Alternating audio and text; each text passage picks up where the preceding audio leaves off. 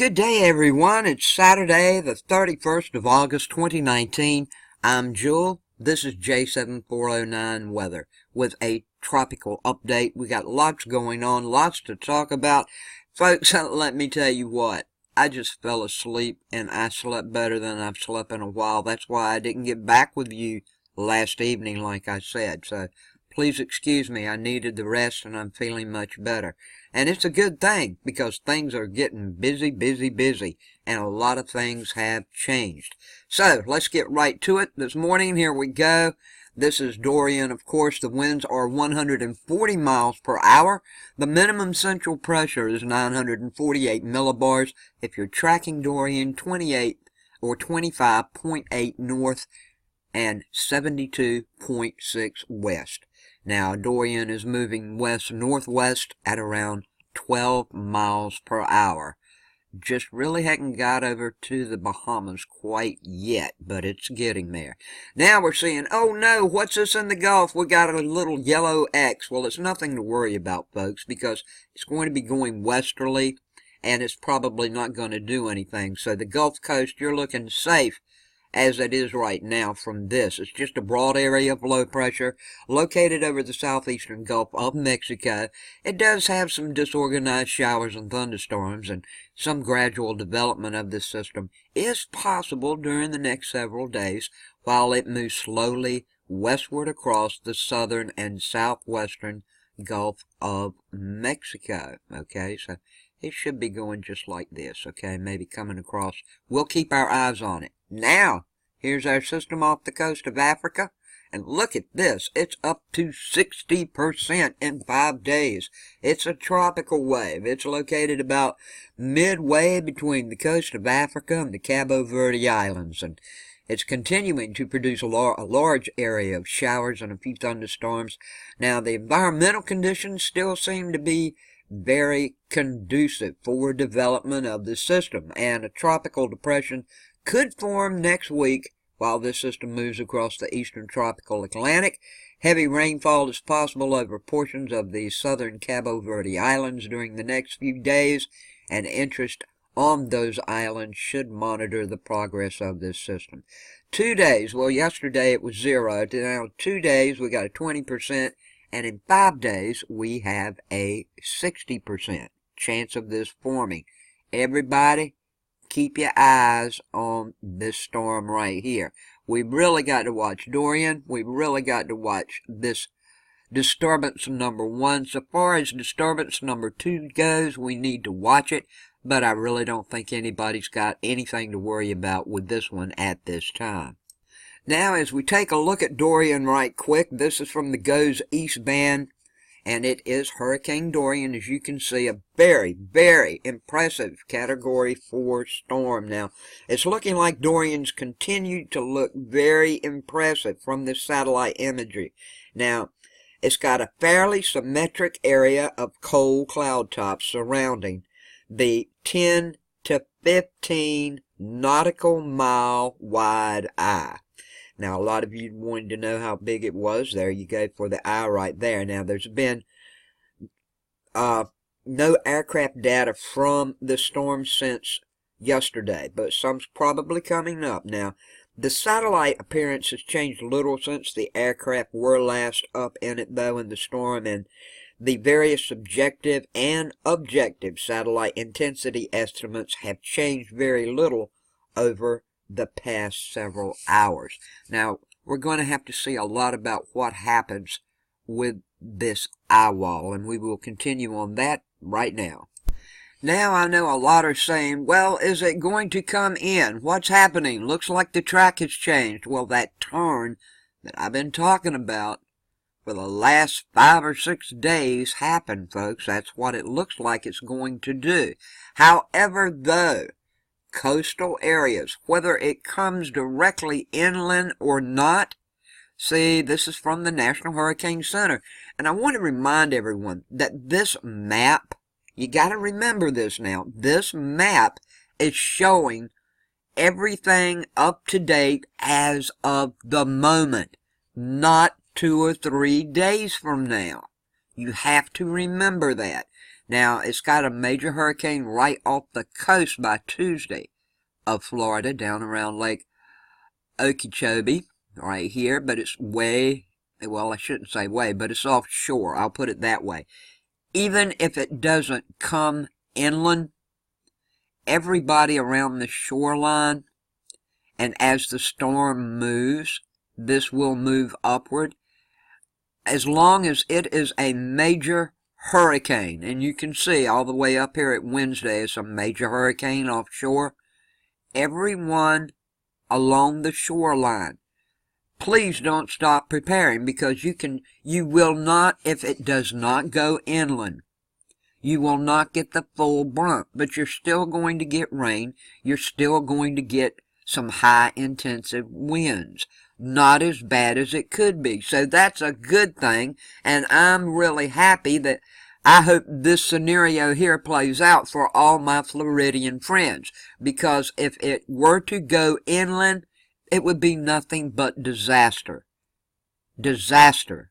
So don't think that your preparing is in vain. I mean, look, we got another one coming right up behind this in maybe another 7 or 8 days. You need to be prepared. So, please, everybody along the coastline, when I say that, you see where this cone goes, up like this, it's still very possible. You can get very, very, very high winds and a lot of rain. So keep that in mind. But now as it goes through time, it looks like here, still offshore, the eye of circulation, center of circulation, still offshore down in South Carolina. It really looks like, folks, with the systems, the way they're working, it's very, very possible, I'll put it that way, I'm going to get hit bullseye. And it's still going to be a hurricane, but we'll come to that a few days later from now. But I wanted to show you this right quickly, okay? So don't think you have prepared for nothing. It's just getting cranked up, my friends. Now, folks, this is what possibly could be happening. We've got some scenarios to go by. This is the European model. I will show you some on the GFS model. But as of 9 a.m. this morning, this is where Dorian is. You can see the barometric pressure real low. Dorian is doing her thing, 28.79. You can see a timestamp down at the bottom. I am going to turn this on and just let it run while I tell you a few things. Now, a low to mid-level subtropical ridge to the north of the hurricane should steer it westerly as of now. Okay, west to northwesterly to westward for the next couple of days, the next 48 hours. And it's going to have a forward speed becoming very slow as the center passes near or over the Abacos and Grand Bahama area. Now, the track guidance for this part of the track is very tightly clustered. And it's looking like, with a new forecast track, it's near what the European, the UK Met, and the HCC corrected consensus models are putting out. Now, the track forecast becomes a little more problematic after Sunday. Now, the global models the National Hurricane Center normally uses, along with the regional HWRF and HMON models, have made another shift to the east to the point where none of them in the forecast make Dorian a landfall in Florida. So that's a good thing. Now, however, though, the UK Met Ensemble mean still brings a hurricane over the Florida Peninsula, and several others, GFS and the Euro members also, just the coastlines. Now, the new forecast track for 72 to 120 hours out will be moved more as time goes by to stay east of the coast of Florida, and it lies between the old forecast and the various consensus models. Okay? Now, Dorian should remain in a generally favorable environment for the next 3 to 4 days, and the intensity guidance is indicating it will remain a powerful hurricane during this time. The new intensity forecast calls for a little more strengthening today. Then it shows a slow weakening that follows the trend of the intensity guidance. During this time, the biggest intensity changes are going to come from hard to forecast eye wall replacement cycles. That's the key. These eye wall replacement cycles is going to have a lot to do with the intensity wherever this storm finally ends up. Now, in the late forecast period, it's increased some vertical shear also, and proximity to the land is expected to cause some weakening too. You know, when it gets close to land, that they should weaken some. Now we're up to Wednesday on the Euro model. You can see it is going up the coast here, still 28.11, and you can see how the coastline of Florida, that's why I'm saying you guys right on the coastline of Florida, you need to make sure you still got all your stuff in place. As it moves along here, I'm going to, now I've moved this up to Thursday around 4 a.m. and got it a little bigger so everybody can see it a little bit better.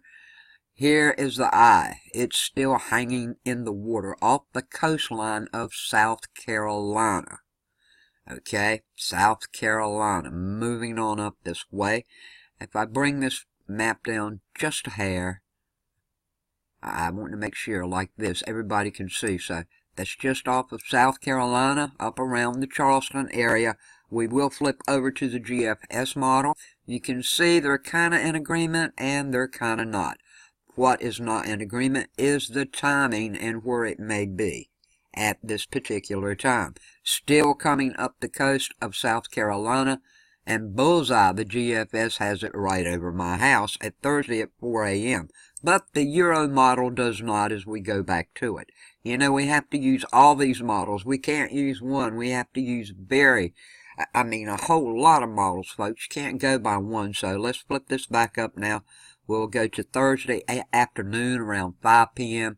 Still off the coast, but beginning to get a little closer inland down around Wilmington. Wilmington's about 2 hours south of me. And you can see right here now, it looks like South Carolina, North Carolina, and my friends in Georgia up around the coastline. You guys need to prepare too.